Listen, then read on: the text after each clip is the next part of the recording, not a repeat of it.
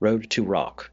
War Pigs by Faith No More. The world of rock isn't just written with notes. It is forged in moments of chaos that hides secrets no one dares to tell. Some call it legend, others a curse. Turn up the volume. This is Road to Rock, and this is the story of War Pigs by Faith No More. By 1989, Faith No More were in motion and under pressure. A new singer, a bigger spotlight, and a band that could feel its own sound mutating in real time. Into that moment they dropped a choice that told you exactly who they were. They took Black Sabbath's War Pigs and made it theirs without sending off the danger. This was not a casual cover. It was a stress test. Could this new lineup lock in on something sacred to metalheads and still sound like Faith No More? The key was that they did not try to out-Sabbath Sabbath. They rebuilt the song with their own machinery. The backbone came from the rhythm section. Billy Good and Mike Borden had always played with a heavy, physical shove, but here the push is disciplined. The tempo feels more urgent than the original, with Borden driving it like a live room performance, hard kicks, tight snare, forward motion. Jim Martin keeps the guitar thick and blunt, but cleaner around the edges, letting the riffs read sharp instead of swampy.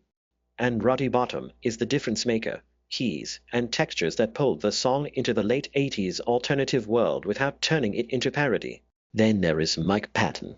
He was still proving, night after night, that he could front this band in his own voice. On War Pigs he does not imitate Ozzy. He attacks the phrases with control, then lets them crack open, slipping from clarity into bite.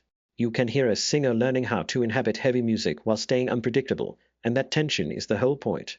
They recorded it in the same era as the sessions that introduced Patton to the wider public, with the band working fast and focused. The sound is dry and close, like you are standing in front of the amps, not watching from the back of a hall. The mix keeps the low end punchy and the guitars present, while leaving room for Patton to move from whisper-level menace to full-throated warning. Here is the real conflict around this track: identity. Faith No More were being tagged by critics and audiences who wanted an easy label funk metal, alternative, whatever fit the week. A Sabbath cover could have boxed them in as retro metal, the very thing they were trying to outrun. But for the band, it was also a statement of roots and credibility, especially with Jim Martin carrying a deeper metal allegiance than some of the people framing the group from the outside. Live, War Pigs hit like a blunt instrument. The air changes when that riff drops.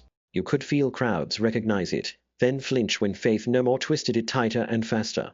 It became a bridge between scenes metal kids, alternative kids, and anyone who just wanted something heavy that still felt strange. And that is the legacy here, concrete and simple. War Pigs proved this lineup could handle weight, history, and expectation, and still sound like a band with its own nervous system.